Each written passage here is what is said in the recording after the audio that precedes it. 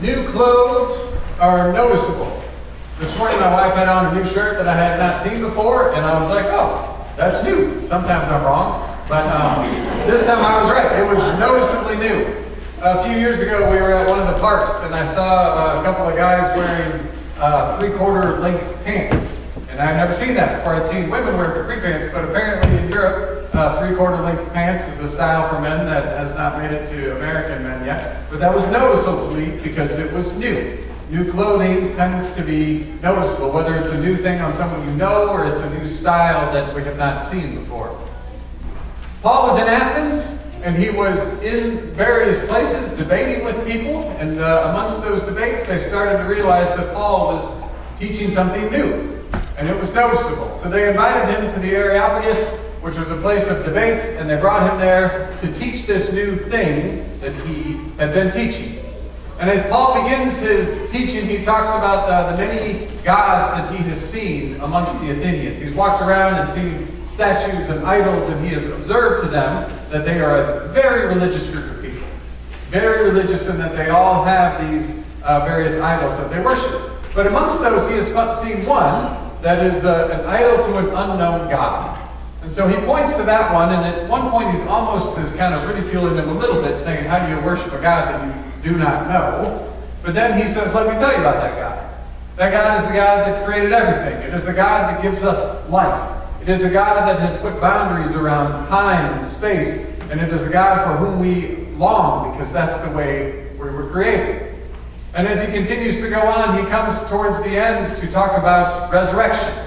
So Paul is preaching. He is preaching about this God that created everything, that gives us life. In this God we live, and this God raises people from the dead, raised Jesus from the dead. Paul is preaching this new word. And the reason he is preaching it is because they had heard it and it was new, so he was invited. They said, this is a new thing. Come tell us about it.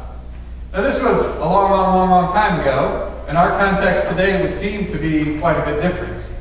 We have, instead of bunches of people worshiping idols that we would call religious, a whole growing segment of our culture that is spiritual but not religious. I think those two words, uses of the word religious, mean a little bit different things. What Paul is saying is that they all have these individual, different, disparate idols that they worship. In our context, religion means the organized thing where a group of people gather around a one known God, right? And so where we would say religion, Paul is talking about a broader dispersed thing that is much more like the spirituality we have today. The spiritual but not religious phenomenon is a thing where there are people out there worshiping all sorts of ways, right? Just like Paul had these people that were worshiping all sorts of idols. The question that Paul raises us for today then is, do we have a new word to speak? Paul was invited to teach because the word that he was preaching, this Jesus that he was talking about, was a new thing. So do we as the church, in a culture that is every bit as disparate religiously and spiritually as Paul's was, do we have a new word to speak? And to me that comes down to people and the people that we speak to. A young woman recently graduated from college has some new clothes. It is a business suit. She puts that suit on and goes to interview, and another interview, and another interview. She racked up a fair bit of debt getting this degree, and is now trying to find a job in these new clothes that she continues to put on, and is not getting that job. So she's cobbled together now a few different jobs to try to make ends meet to pay for those student loans for the job she trained for that she cannot get. Now she has heard a word from the church. It is the word that says pray for promotions and pray for success and pray for progress.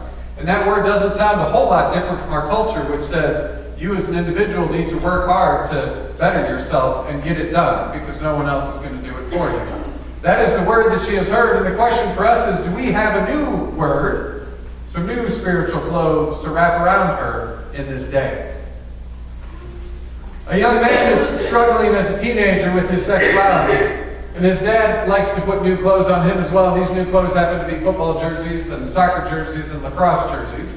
It's not to say that a young teenage gay boy can't play all of those sports, but this particular one doesn't want to. And yet his dad continues to wrap him in these things to try to toughen him up and change who he is, because dad is uncomfortable with who he is.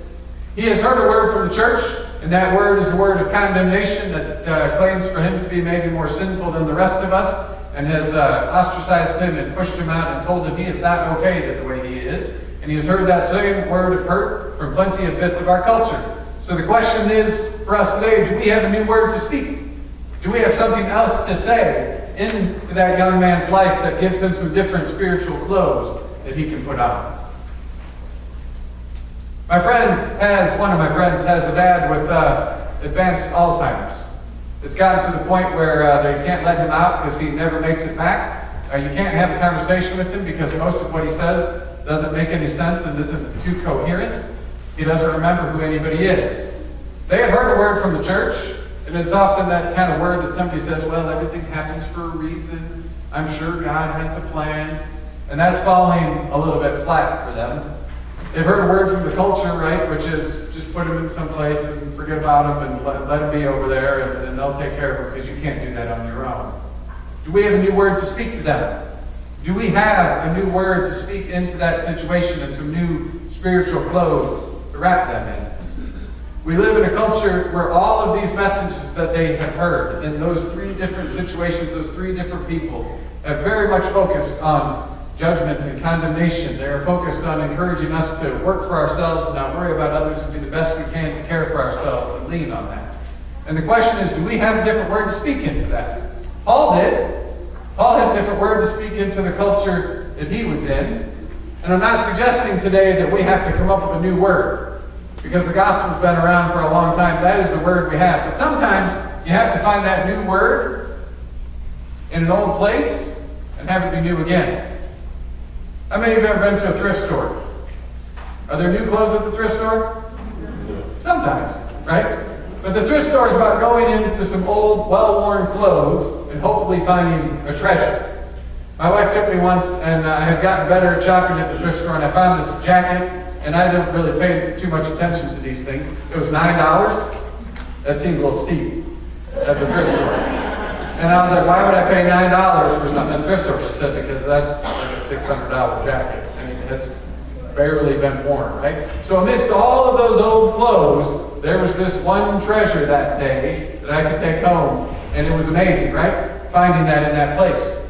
Our life of faith, we've got this gospel that has been good news for a couple of thousand years now, and it's easy for us to have it be kind of worn and like it's old clothing, and we kind of put it on all the time, but it doesn't always feel like it's a new thing. We need to get back to a point where it reaches us and touches us in new ways, like that treasure we discovered in the thrift store, so that we have a new word to speak that is not really a new word, it's just new to us and new to the people that hear it from us, because that's how the Spirit works in us, and bringing this gospel back round and round again. This story from Paul is just like that. It's just a story of Paul getting up at the Areopagus and speaking. But if you listen to it closely, for me there was a new word in there this week. It's not new, it's been there for a long time, but it was new for me. As Paul preaches, he says, this is the God who created everything. This is the God who set everything apart. This is the God who we long for. And he said, this is the God who promises to come and judge in righteousness. And we often think of judgment as a negative thing, right? We're all going to get judged, and that's a bad thing. But then he turns the corner and says, he's going to judge in righteousness, and he assures us. Is assurance good or bad? Good. We gender there. And right? Going to judge in righteousness and assures us by raising this one from the dead. Paul attaches resurrection to judgment. Judgment ends with resurrection. That is a new word that says judgment is not the end of things. Condemnation is not the end of things. The brokenness that we live in is not the end of things. Resurrection is. Which means new life is always where we end. This is what Jesus was raised from the dead for. It's what we talked about in these waters of baptism, that we are washed and re-clothed in new clothing, new resurrection clothes, and that is always the final answer. So the question comes, do we have a new word to speak today? The answer is always, yes we do, because that new word is always resurrection. For that young woman who is struggling to find that work, she may be struggling in part to see how do I fit into this world, and if I can't work in this thing that I trained for, where is my worth? And we can come in and say your worth is that you are a beloved child of God. Jesus died for you and was raised for you so that you may have life, and resurrection is that final answer. Same to that young man. You are a beloved child of God who has been gifted to go into this world and bless it, and resurrection is always going to be the final answer. The old man with Alzheimer's, the word of resurrection did not go to him recently, it came from him. My friend whose dad has Alzheimer's also happens to be a pastor. He lives a couple hours away from his parents, and he's been taking that journey more frequently as he can to go visit with his dad, as his dad has become less and less connected to the world around him. Because he's a pastor, he brings his parents communion. And when he puts bread and wine in front of his dad, who does not speak in coherent ways that make sense, his dad starts to talk about Jesus in very personal ways. He talks about Jesus in ways that he never did in all of his life. But when you put bread and wine in front of him right now in those advanced places of Alzheimer's, he starts to talk about Jesus in ways, very personal ways, that has touched his son, who talks about Jesus all the time, has touched his daughter-in-law, has touched his wife, has brought a word of resurrection into the struggle with him that they are living with. Jesus comes and brings us new life. Resurrection is always the new word that we have. It is always the clothes we are wrapped in. And the man who has Alzheimer's, who cannot speak a coherent sentence, can still speak resurrection in new ways. As we go out into a world with all kinds of words that are spoken and all kinds of struggles that people have, we are given a new word every time we come to this place. It is a resurrection word. It comes out of these waters and this meal that we share. It wraps us in those new clothes. May we be blessed to go out into the world in those new clothes so that people notice us and say, you have something new to share. Please tell me about it. And then we can give them that hope that is in us, that hope and resurrection, that the worst of us is not the end of us, that the best of Jesus is always what carries us through. Amen.